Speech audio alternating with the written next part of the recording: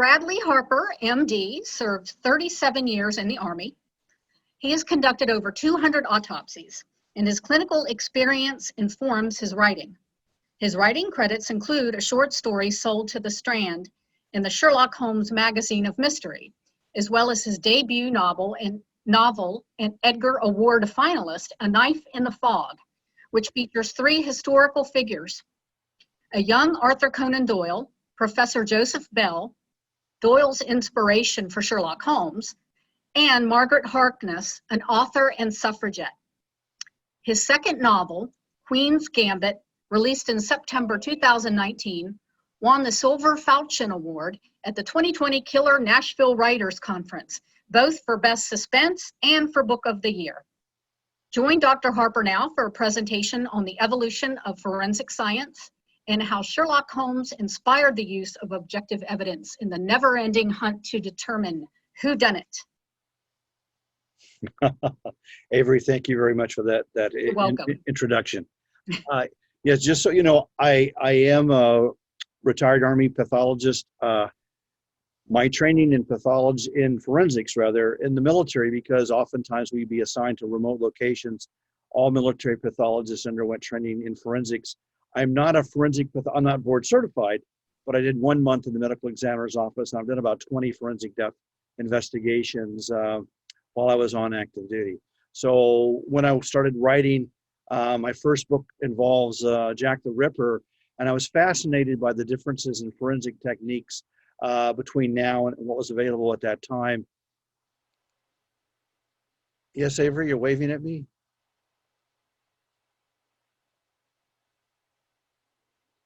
Okay, anyway, without further ado, I think I should get started on my talk. So, Sherlock Holmes is science fiction. Okay, in the Sherlock Holmes story, The Adventure of the Priory School in 1904, we have Holmes saying, "I'm familiar with 42 different impressions left by tires." What Doyle is saying here is that his Holmes character has a database, an empirical database of knowns to which he can take an unknown and refer to and identify trace evidence found at the scene of a crime. Now, that makes for great literature, but at the time that Doyle wrote this story, no such database existed anywhere in the world. So we're talking about forensics today. So what exactly are forensics? Well, Aristotle once said there are only 3 arguments. There's blame, there's values, and choices. The example I like to give is Professor Harry Hill in the musical, The Music Man. Now, some of the younger viewers may not be familiar with this musical, but Professor Harry Hill is kind of a con artist, and he'll go from town to town selling whatever he has to sell. So he comes to the town of River City, and he has a bunch of band instruments and uniforms he needs to offload. So he bumps into somebody, says, "There's something new happened lately." And the guy says, "Well, not much happens, but a pool hall opened a couple of weeks ago." He said, "That's all I need." So he goes to the town square and begins to gather the people together and says, "We have trouble, my friends, right here in River City. That starts with T, that rhymes with P, that stands for pool." So already Professor Hill is using 2 of Aristotle's 3 arguments to sell his instruments and his uniforms. We have trouble right here. The current situation does not meet the society's values. That rhymes with T, that starts with T, that rhymes with P, that stands for pool. The pool hall is to blame. And it goes on to say that if they could form a community band, the young people, the discipline they would learn in the band would lead them back into the path of righteousness, which is, of course, a choice.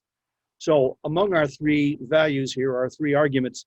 Arguments which ascertain blame, or whodunit, is a branch of rhetoric called forensics, which you see in trials in the courtroom, as, of course, the type of argument argued by lawyers. So again, forensics is concerned with determining guilt or blame. Now, the oldest use I could find of objective evidence being used to determine guilt was 3,000 years ago in China. Local magistrate is walking along a road, comes beside a field where farmers are out gathering rice, and he sees the body of a woman who's been recently hacked to death. The types of injuries in the body makes him pretty sure that a sickle, as I see here, as you see here in the picture, was the weapon used by the murderer. He gathers all the farmers together. Of course, nobody saw nothing. So he says, fine. He says, follow me to the village square. He has a long table put out, and every farmer stands there. He puts a sickle on the table and stands beside it. It must have been a warm day because, I mean, the farmers are out there harvesting. I figure it must have been about this time of year and perhaps a little bit earlier. And everyone's in the village, of course, is gathered around to see what this is all about. And then the magistrate sits in his chair and just waits patiently. Well, everyone's looking around wondering what's going to happen. And slowly but surely, what I call witnesses for the prosecution begin to arrive and give their testimony by landing on one blade and one blade only.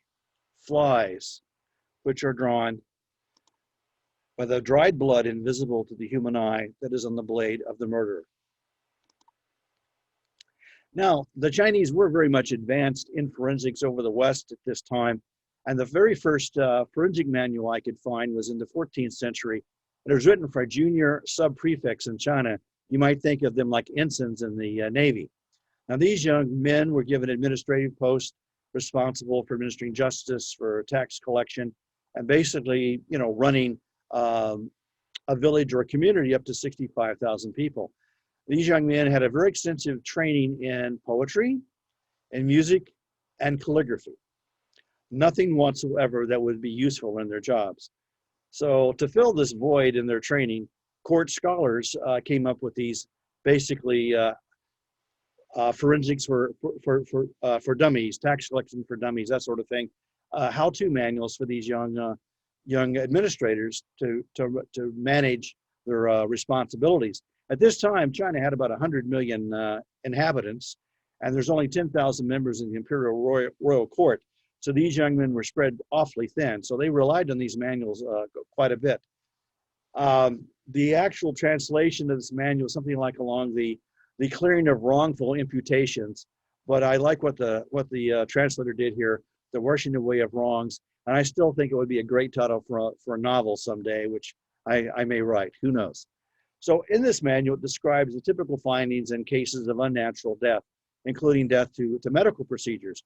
Now, I've sat on risk management boards in hospitals I've been assigned to, and the Chinese had a very similar procedure. If someone died during a medical procedure, say acupuncture or cupping, another practitioner would come in and do basically a peer review to make sure that the techniques used by the practitioner met the standard of care at that time. Also, people who drowned or hanging, being trampled by a buffalo. Venomous snake bite was interesting to me because the majority of the snakes in Asia, outside of India of course has the cobra, but the other rest of China, they have snakes which have what we call a hemolytic toxin. It causes the red cells to rupture, and a person can have a very flush-looking face. And it would describe a plethoric complexion in fatal snake bite, which was exactly right. Bitten by a tiger, I thought it was interesting. People who die of tiger bite, the manual advises that when you remove the clothing, you will find that feces has been expressed. You think. I think I would as well. I had a tiger chewing on me. Then if someone had died in a fire, as opposed to having the body placed there, the building set to fire, if the person died during the fire, then the oral cavity would be filled with soot, and you could have blackening of the throat and the soft palate. Whereas if the person was died already and then put in the building, then staged death, then the oral cavity would be unaffected. This was not uncommon. There were clans with great rivalry, and if you found your great aunt Matilda had died while churning the butter or whatever great aunt Matilda did, and if you could make it look like she was murdered, then you could charge a rival clan with the deed and seek compensation. It's also very important to the junior sub-prefect that he get this right, because if he was found to be in error subsequently, he could be punished by 100 blows by a heavy rod. So, they had some skin in the game as well. And let me see, and then the last here is, demonic possession was interesting. It said in those cases, there'd be no external injuries, but some froth at the mouth. If I were to find someone with those findings, I would at least consider death during an epileptic seizure, which throughout history has been seen as a sign of a demonic possession. And then finally, death due to sexual excess. The key finding in this case is the erection will persist after death. So by definition, only men can die of this, which I think proves who really is the weaker sex. Okay, blood spatter analysis. The very first case I could find was 200 BC, and a Roman senator was found stabbed to death in his villa. The only two suspects were his wife and his blind adolescent son. Well, the centurion or whatever Roman official that was tasked with investigating this case was struck by the case of bloody handprints on the wall that led up the stairs to the son's bedroom. The striking thing about there's two things about that. First of all, well, the handprints match the son's hand, but as the handprints went up the wall, they remained as vivid all the way up. They did not fade as they progressed. And the second thing is this young man had lived in this villa his entire life, and surely by now he would be able to find his room without feeling his way up the wall. And so the investigating official, deducted that the mother was the guilty party, and she kept dipping her son's hand into the blood, leaving the prints on the wall, thinking that his punishment would be less than hers. Okay, toxicology. Arsenic was a very common household poison, easily available until 1851, when England passed the Arsenic Act, at which point a pharmacist could only sell arsenic to someone that they knew. The person had to sign a ledger stating that dated and showed how much arsenic they'd taken at that time. But it was a common poison used for rats, which, as we know, was a very common problem in England. Symptoms of arsenic poison mimic food poisoning, so sudden death was not necessarily suspicious. Death by food poisoning was a very common cause of death. So someone, say in their 30s or 40s, could be in robust, good health one day and dead 2 or 3 days later, and was just accepted as that's the way things are. In fact, it became such a common use of poisoning of humans that it became known as inheritance powder. And the very first test I could find to determine if someone had been poisoned or not was to feed the last meal of the person who died to an animal. If the animal lived, they were not poisoned, and if the animal died, then that was proof that the food had been poisoned. Now, here's an interesting case, which kind of shows the state of the art at that day. 1751, young Miss Blandy is in need of a husband. Her father spread the false rumor that her dowry was 10,000 pounds, which was an incredible amount of money and not too shabby even by today's standards. Enter the dashing Captain William Cranston, who professes his love for Miss Blandy and begins courting her. All of this is looked upon with great favor by Miss Blandy's father until enter a young lady claiming to be Cranston's wife back in Ireland. Cranston, he wants the marriage to proceed very much, probably 10,000 reasons for that. So he provides Mary with a love filter, saying if he will put this powder into her father's food, his affections toward Captain Cranston will be rewarmed and the marriage can proceed. Well, Miss Blandy does, as young Captain Cranston says. Her father becomes deathly ill and poison is suspected. A suspicious powder, it's found in Mary's possession along with the instructions from Captain Cranston. Well, the attending physician becomes suspicious of this, so there was a test for arsenic, the sniff test. You could throw some garlic into a fire, and the burning of the arsenic, it smelled like garlic. So the physician did the test. To his nose, it smelled like garlic, and on the basis of that, Miss Blandy was convicted of murder once her father succumbed to the love filter. Now, the picture over here to the right, we see Miss Blandy. She's about to be hung, and she's pleading with the hangman not to hang her too high because she doesn't want people to look underneath the hem of her skirt.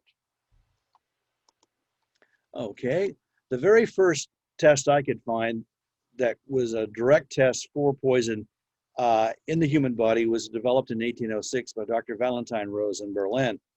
It was a direct test of the body, of the stomach contents, in fact, and the stomach itself. It was boiled and treated with nitric acid, and that was reduced to, the arsenic, if present, was reduced to arsenic oxide, which was easily detected in the standard chemical reaction at that time.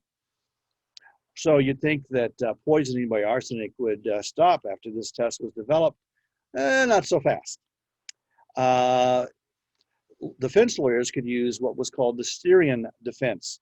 The Styrian Alps between Romania and Hungary, the inhabitants there are known to ingest arsenic up to 10 times a fatal dose for other people, because they developed a tolerance for it, because they think it gives you a nice complexion. So here to the right of our screen, we have Dr. Campbell's arsenic wafers, which were purchased over the counter for people who wanted to have a clear complexion. Arsenic was also, and they were safe arsenic complexion wafers, so there was a non-fatal dose, and it was also common in cosmetics. So a defense lawyer could argue, yes, the deceased had arsenic in their stomach and it was self-administered. There's no proof that my client gave them a fatal dose. So for every offense, there's always a good defense. All right. So fingerprints. All right. Now I find fingerprints very interesting. As I was reading about Jack the Ripper, I was often considered how the case might have gone differently had fingerprints been available, and if that might have helped to catch the Jack the Ripper. So in 1685, Marcello Malfigi, an Italian anatomist, was the very first to describe the loops and whorls, which are common in how we determine or describe fingerprints to this day. And in 1880, an English physician, Henry Faulds, suggested using fingerprints to identify criminals. Now, Dr. Faulds was not a forensic doctor at all. He was working for the British East India Company, and he noticed that in different work detachments, they may have like 26 or 28 locals working in a gang, and they might pay 35 or 40 employees. So what he found out was that some of them, because they all looked the same to the Brits, would go through the pay line, get their money, go to the back of the line, go through a second time. So he had them begin the process where every time they were paid, they had to leave a thumbprint. And he determined over time, in fact, that all the thumbprints were unique to that individual. So that's what inspired him to suggest that fingerprints could be used to identify criminals. As far as I can find, was the first time that was ever suggested.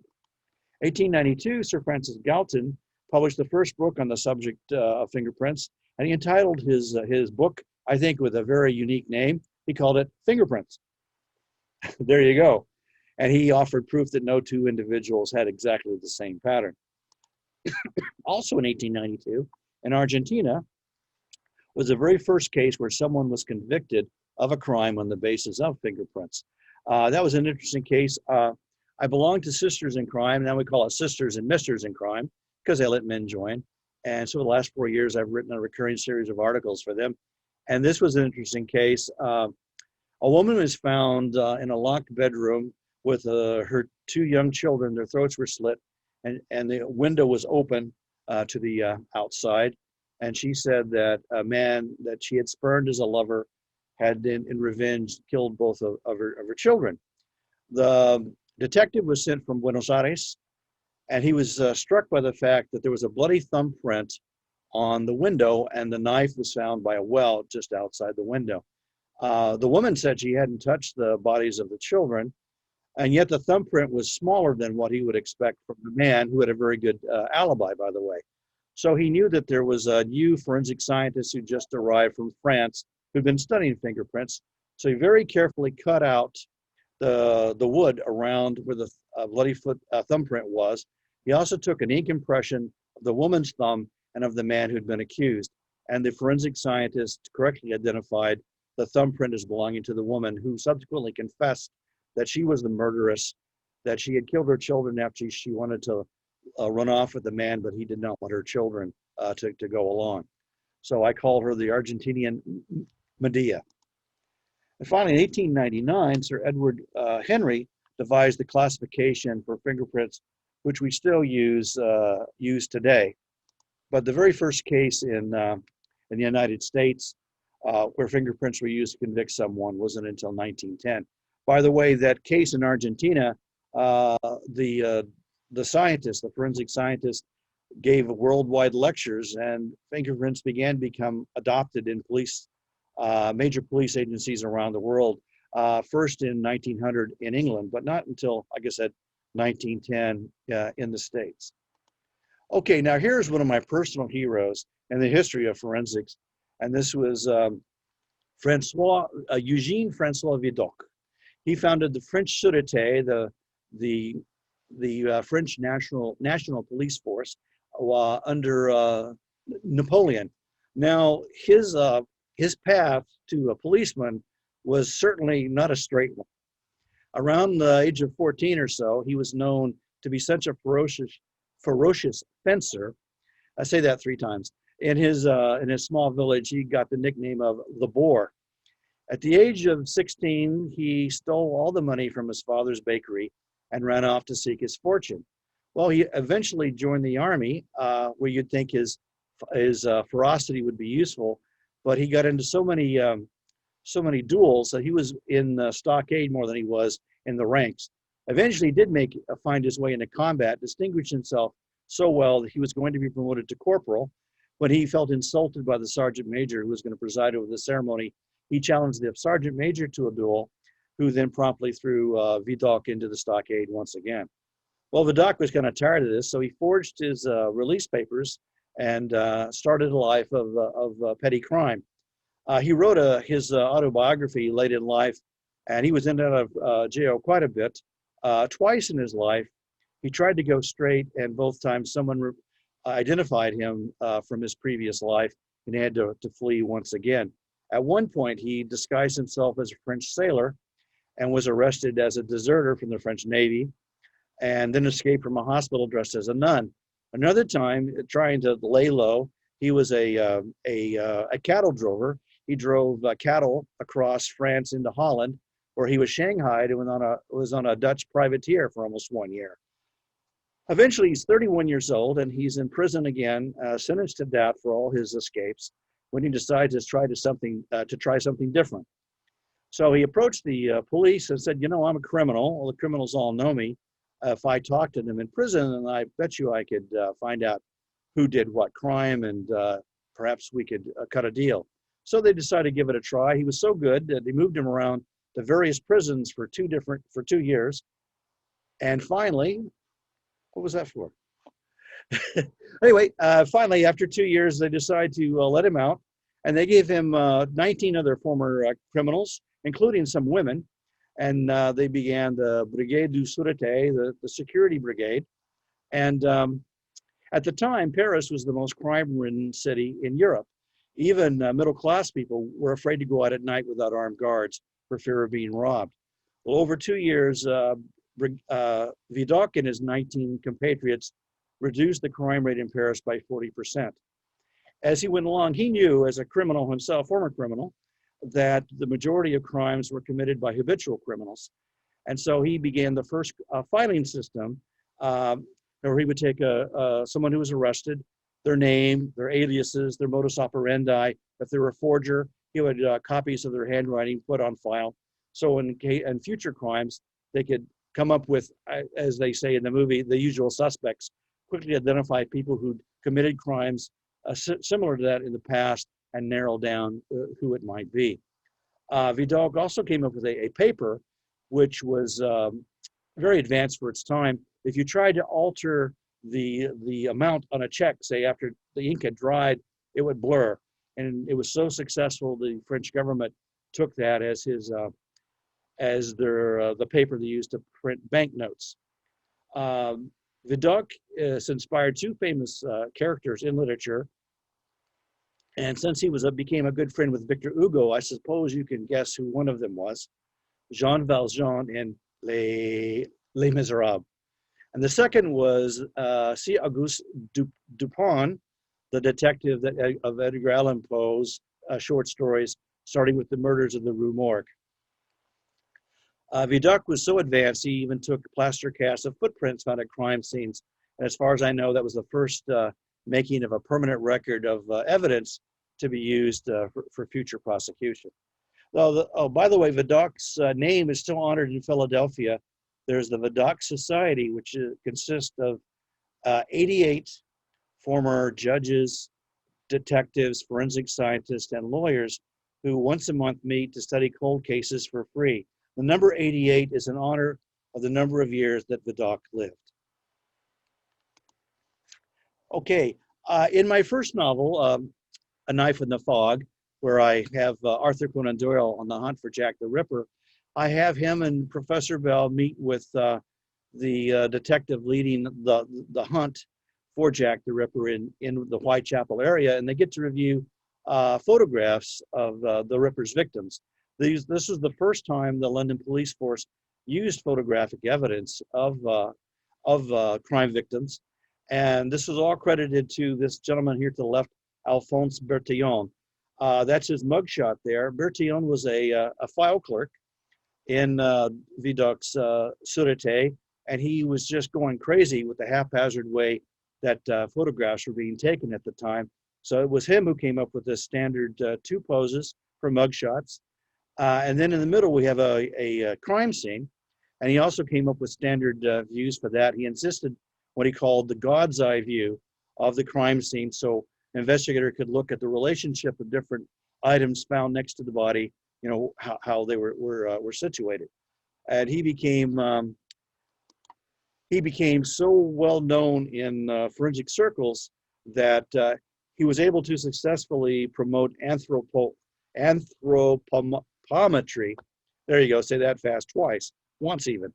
And this was measuring, say, the distance from the elbow to the wrist, circumference of the head, distance of the eye, sorts of things. They were written very carefully on the file cards in the Surete to try to identify people in the future. Of course, photographs are much, much better.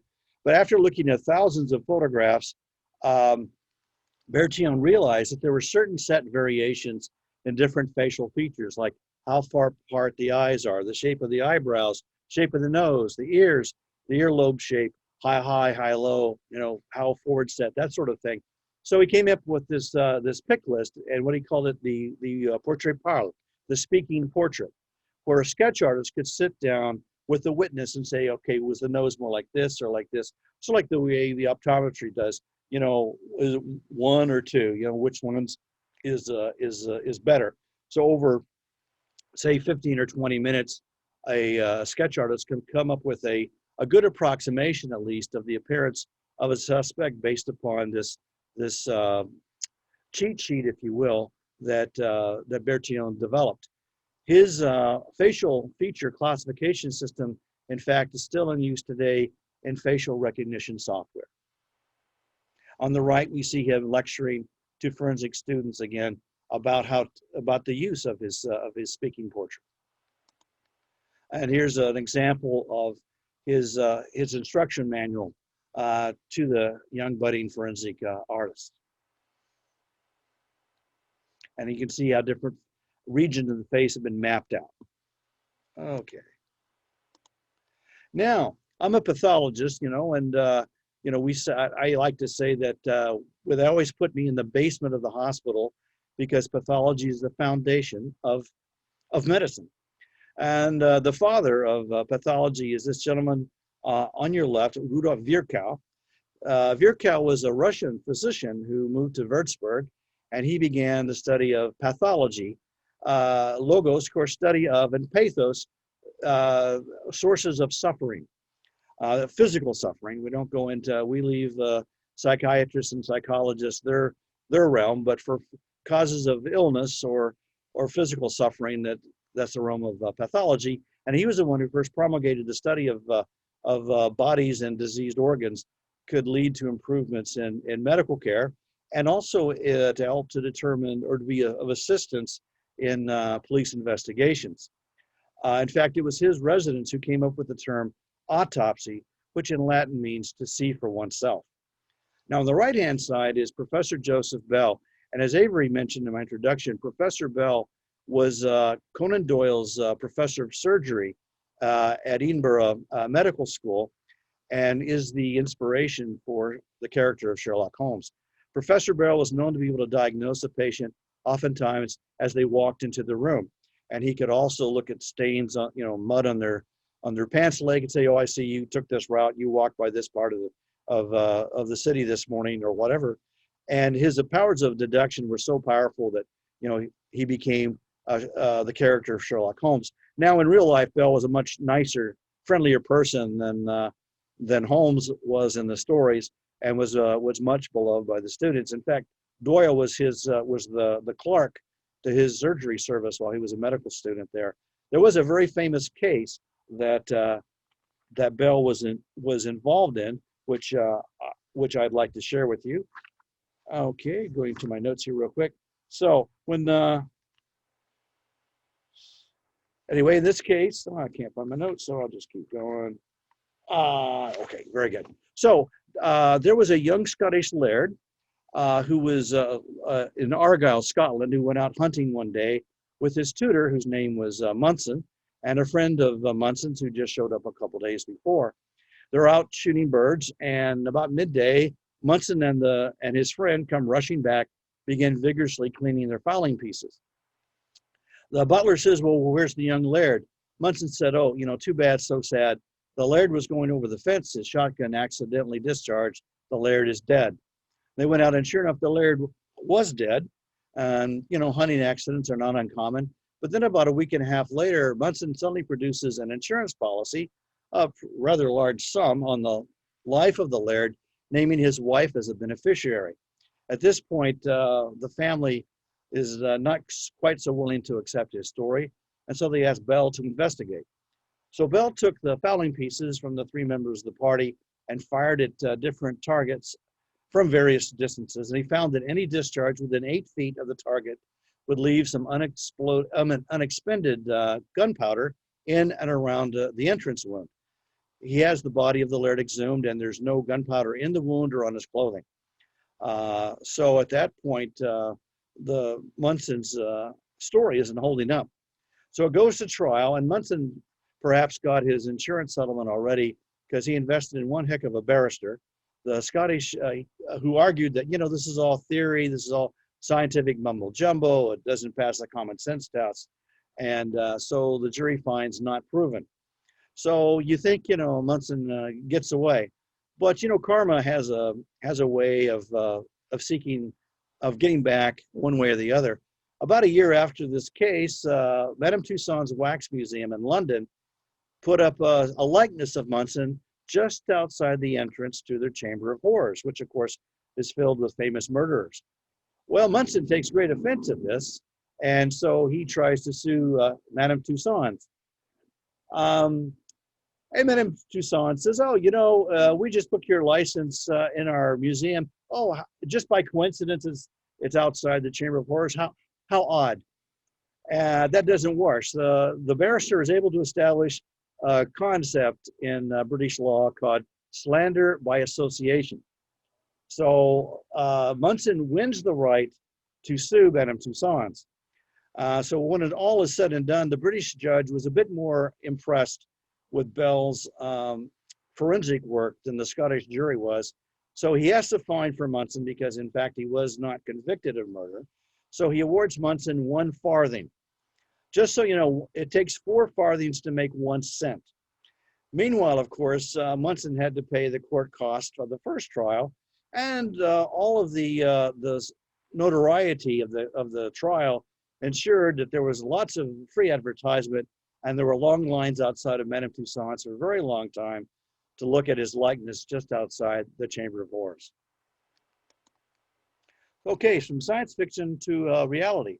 The very first Sherlock Holmes story, A Study in Scarlet, was published in 1887, written by Sir Arthur Conan Doyle. And the crime investigation that was common at the time that this story came out consisted primarily of gathering eyewitness statements, establishing alibis, and extracting confessions. The widespread use of photography to record crime, as I mentioned, was just starting to emerge, but still the bulk of detective work was those 3 principles: eyewitnesses, alibis, and confessions. and very few objective evidence was ever used in trials. So by the turn of the century, rapid advances in microscopy and anatomy are coming forth. My pioneer pathologists are getting better and better at studying the bodies of people who died by violent means or foul means, if you will. And science is starting to become an active partner in crime investigation, but it's very hit or miss. Some detectives in a police department might be somewhat more forward thinking than others, but there'd be no standardization even within one department. And so there were really no established protocols whatsoever. So the very first crime lab was established in 1910 by Dr. Edmond Locard of Lyon, France. Dr. Locard was both a physician and a lawyer, and he was a huge fan of Sherlock Holmes. And he was reading these stories, and he said, you know, there's nothing wrong with the way the detective is solving these crimes. And in fact, he felt that there was a crying need for some objective use of scientific evidence to help determine guilt or who done it. So he convinced the police commissioner in Lyon, France, to give him 2 small rooms in the attic of the Lyon Police Department and 2 assistants. And he gave him 2 years. He said, at the end of 2 years, if you haven't proven the worth of the lab, we'll say it was a very nice experiment, and we'll go back to things as they were. So, okay, so Locard comes up with his exchange principle, which is every contact leaves a trace. And what he said was, no 2 solid objects cannot come into contact with each other without each leaving some trace upon the other. In practical means, that says a criminal cannot go to the crime scene and then leave without leaving some trace of themselves at the scene, and the scene leaving some trace upon them. That's the principle of forensics even to this day, and in fact still is true in cybercrime. If someone hacks into the computer and empties out your bank account, some trace of their computer will be left on yours, and yours will leave some trace upon theirs. So he's getting close to 2 years, and he hasn't broken a major case because he has the same problem that Professor Bowe had. Defense lawyers can say, oh, this is all very nice, very interesting, but it's all theoretical. Nothing's proven. It's all mumbo jumbo. And the Lyon juries tend to go along with that. So Locard is really starting to get nervous that this experiment is going to be declared a failure. So along comes the murder of Marie Latelle. Now, the prime suspect is her lover, Émile Gourbon, and they knew it had to happen within a 2-hour window. She was last seen alive at 8 o'clock and was found dead by her parents at 10. The only problem is that Gourbon has 4 witnesses who swear he was playing cards with them the entire time.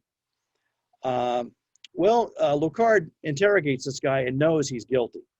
So he does some fingernail scrapings and puts them in an envelope, and then he goes and talks to the mother.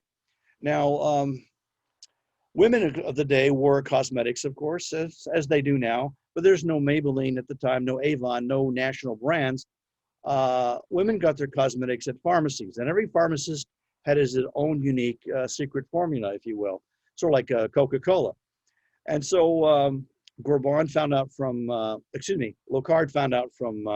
Latelle's mother where her daughter purchased her cosmetics, went there, bought some, put them under the microscope, and compared them to the scrapings from Gourbon's fingernails, and they were an exact match. Based upon, confronted with this evidence, Gourbon confessed. So how did he establish his alibi? Well, I say he was the time-traveling murderer. He set the clock on the mantle in his living room where they played cards back 1 hour. So his 4 witnesses would misremember that time, and they quit in time to still give him enough space to go murder his lover within that 2-hour window. So you're now all forensic experts. Knowing what you know, I'm going to give you all 3 cases, and unfortunately, we can't do a. Can we do a poll, Avery? I can't hear you, Avery. Okay, can you hear me now? Yes, I can. Okay, yes, we do have a poll, and I will put that poll up as you ask the question. I will put the poll question up, and then folks out there that are watching, You can choose your answer, and we'll see how you do. Okay, very good. So this is just our practice case so you understand how it goes. I'm gonna give you a scenario, and then I'm going to give you some choices, and you get to decide what you would determine as the medical examiner for the day, what you would call as the manner of death. So first case, our victim is found dead in the woods, dressed in a hunter's orange blaze vest with a bullet hole in his head. No other injuries are found. So I would put cause of death, I'd say gunshot wound to the head. Duh.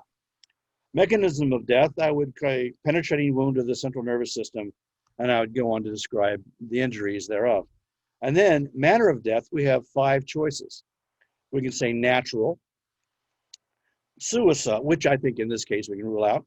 Suicide, if the recovered bullet matched the victim's rifle, he left a note or given other indications life was not as he desired, and the rifle had recently been fired and was beside him, I'd say, yeah, probably suicide. Accidental, well, if the victim was found sprawled halfway over a fence, his right foot tangled in the wire, the rifle safety off, the bullet is from his rifle, I'd say, probably accidental. If the bullet does not match his rifle wasn't even fired, and let's say the hole was the back of his head, and it was a 38 caliber bullet, and his rifle was 30-06, probably homicide, okay? And then undetermined, in case I just don't have enough at this time to decide.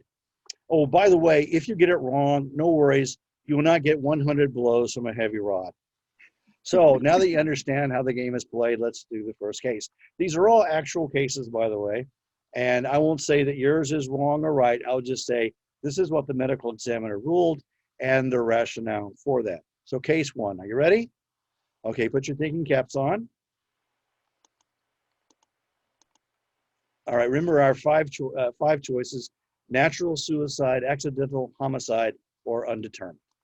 So case 1, a woman writes a suicide note, then while sitting at the end of a pier, shoots herself in the chest and falls into the water. The body is recovered the next day. The bullet passed through her left breast, but did not penetrate her chest wall. She drowned. Manner of death. Okay, I think we can take out natural. I think we can take out homicide, and I think we have enough here to make a determination. So undetermined is out. So I think our 2 causes of death that are probably most likely are either suicide or accidental. So I'll let you think about that for a moment. I guess I could sing the Jeopardy theme at this point, but I won't punish you for that. You came here in good faith. I won't do that to you. So, okay, I'm going to count down from 5. 5, 4, 3, 2, 1. Okay, can we see the results of the poll? We have 4 out of 7 saying suicide. Okay. And 3 out of 7 saying accidental. Okay, well, the majority rules in this case. The medical examiner did, in fact, rule this as a suicide. His rationale was, although the mechanism of death wasn't as she had intended, her death was still the direct result of an intentional act on her part to end her life, and therefore it was ruled as a suicide.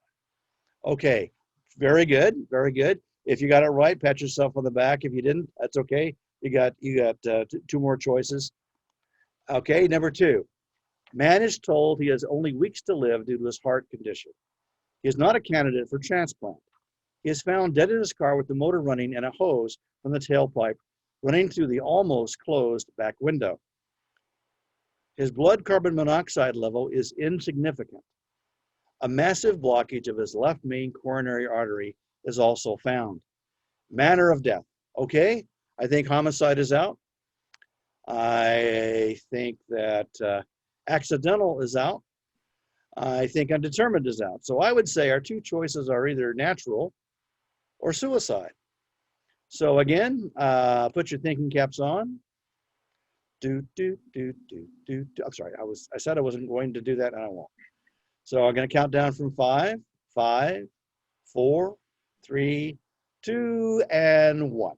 Okay, what's the verdict? We had 8 people respond. 3 said suicide, and 5 said natural. You guys are doing so good. The medical examiner ruled this was a natural death. Although he intended to end his life himself by an intentional act, the natural course of his disease intervened, and so it was ruled as a natural death. Okay, one more chance, and here we go. This is, again, these are all real cases. A man is shot during a robbery. The robber is caught, prosecuted for attempted murder, as well as armed robbery, of course, sent to prison for 12 years. As a result of the gunshot wound, the victim suffers renal failure and has to undergo renal dialysis the rest of their life. His shooter serves his time and is released from prison, and a few years later, the victim dies from renal failure. Okay, now here are our choices. Okay, I think that suicide is out. Let me see. I think accidental is out, undetermined is out. I think our two choices here are either homicide or natural. So I'll give you that a few moments to think about that. All right, think about it. Is it homicide or is it natural? Counting down from 5, 4, 3, 2, 1. Okay, Avery, what do we have? 8 respondents again, 1 for natural and 7 for homicide. Very good.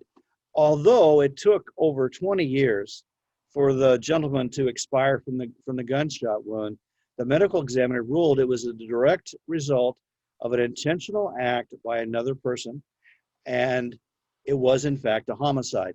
Now you may say, but what about double jeopardy? He was convicted once on attempted homicide and then convicted again for homicide. The fact that it took 20 years later has no bearing on the case because there is no statute of limitations in capital cases. So now that you're all forensic experts, let's go back to Aristotle's 3 arguments. Arguments about values are always argued in the present tense. Things either do meet are acceptable, or they are not acceptable, do not meet the acceptable standards. Choices, we either should do something or we should not do something, future tense. And then forensics, blame, someone was or was not responsible. They either did it or they did not. So if you happen upon 2 individuals, let's just say for the sake of argument, 2 people are arguing and they're using different verb tenses, I can tell you right now that argument will never be resolved because they're not having the same argument. That concludes my talk. Thank you very much for listening, and let us see what questions we have. What new books do you have in the works? Ho, ho, ho. You are so kind. You are so kind. Well, okay, I didn't get a chance to show my babies. This is a Knife in the Fog. The first one, Edgar finalist, and a recommended read by the Arthur Conan Doyle estate. Thank you for that. And then my second book, which just won Book of the Year at Keller Nashville. The book I'm working on currently, I really fallen in love with my character, Margaret Harkness, who was in the first book. She's the main character in the second book. And in my third book, I have her working as a reserve agent with the Pinkerton Agency on the Titanic, because a number of wealthy passengers, some of the wealthiest people in the world, as you know, were aboard the ship. And so there was a gang of all female thieves that called themselves the 40 Elephants, because they operated out of a pub called the Elephant and Castle. And they operated from 1785 until 1956. At the time of the Titanic, the leader or the queen of the 40 Elephants was a woman named Alice Diamond, who was 5'8", most men being 5'6". She wore diamonds on all the fingers of both hands, or rings on the fingers of both hands, and she could play a high society matron and knock a man down with one punch. So I'm having a lot of fun. The Titanic is a very daunting subject. There's so much to know about that. And there's some people who are really into that. And if I get anything wrong, I know that they will tell me about it. So it's going kind of slowly to the current situation. But that's the book I'm working on at the current time. And thank you for that question. Are you giving your talk from a ship's boiler room? This is my green screen. This is from Sherlock Holmes screensaver. if I were to move my head, you might see Benedict Cumberbatch back there. Yes. It's an old building that was burnt down, and Benedict is in the smoky ruins of that. But yeah, that's a great question. Bradley, I missed something myself. The I'm sorry, you called the 40 elephants? Is that the was That's what they call themselves because Okay. their headquarters was a pub called the Elephant and Castle. And I missed this, but are they your creation or were they No, actually? no, they were a very real group. In fact, in the 1920s, they were known to have the wildest parties in London because they would take their because they lived in the rough side of town. They knew that life was violent and short, and so when they made a big score, they would savor it and drink champagne at the toniest restaurants in London. And how did you find out about them? You know, I wrote an article about them again for the Sisters in Crime, and I was looking, I was doing research. I was reading a book about a man who associated with there were these twins in London back in the 50s who were vicious criminals, and this man knew them, and they also knew Alice Diamond. And so through the book about the brothers whose name I'm blanking on, I found out about the 40 elephants. And I was surprised that you had a criminal organization that lasted, about 175 years with succeeding leaders, of course. One of the things about Alice Diamond that was interesting is she would took 15% of the profits from every case and put it aside. So when one of the members got arrested, they used that contingency fund to pay the lawyer. So it was sort of like workman's compensation, if you will.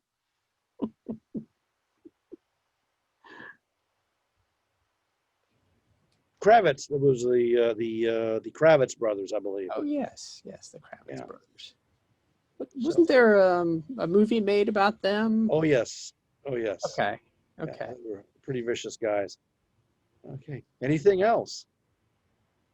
Well, I have another question, if you don't mind, while other people are thinking for of theirs. How does your history library for that period look? How many books do you have that you turn to for your research? Well, I think over the last 7 years, when I started writing in 2013, I retired in 2012, and I took about 15 months off. So I think I have about 35 different history books now. I have in my personal library, including a book on heraldry. At one point, I was thinking about writing a book about the theft of the Irish crown jewels out of Dublin Castle, and a cousin of Conan Doyle's was the Ulster King of Arms for the Order of Knights of St. Patrick, and he was responsible for the security of the jewels. And in real life, Doyle offered to help in their recovery, and so the guy was a herald, so he did coats of arms, he did genealogical research. So I wanted to learn the terminology for that sort of thing. So the book hasn't happened. My agent twisted my arm and told me to write about the Titanic, and so that's what I'm doing because she's the one who sells my books. So I pretty much do what she says. But I may write that book yet someday. I'm not going to get rid of that book anytime soon. It's a fascinating case. The major suspect of the theft is Francis Shackleton, the younger brother of Ernest Shackleton, the Antarctic explorer. The jewels were never recovered. No one was ever charged. And the Scotland Yard inspector that King Edward VII sent to oversee the investigation, he wrote a report, and one copy went to the Royal Irish Constabulary, one went to the Scotland Yard. Within 2 years, both files were removed and never seen again. So I think that's a story waiting to be written, but hopefully later. All right. I do not see any more questions, Brad. All right. Well, So I hope everyone enjoyed it. As much as I enjoy talking about it, I find the history. It's enlightening to me to figure out how we got to where we are today, and to what people were able to do with the basic science and technology they had at that time. And so, again, I hope you enjoyed it. I look forward to seeing this on your website, and if that's all, I'll stop at this point. Thank you all very much. Thank you very much, Brad. My And great thanks pleasure. everybody for attending. All right. Yes, indeed.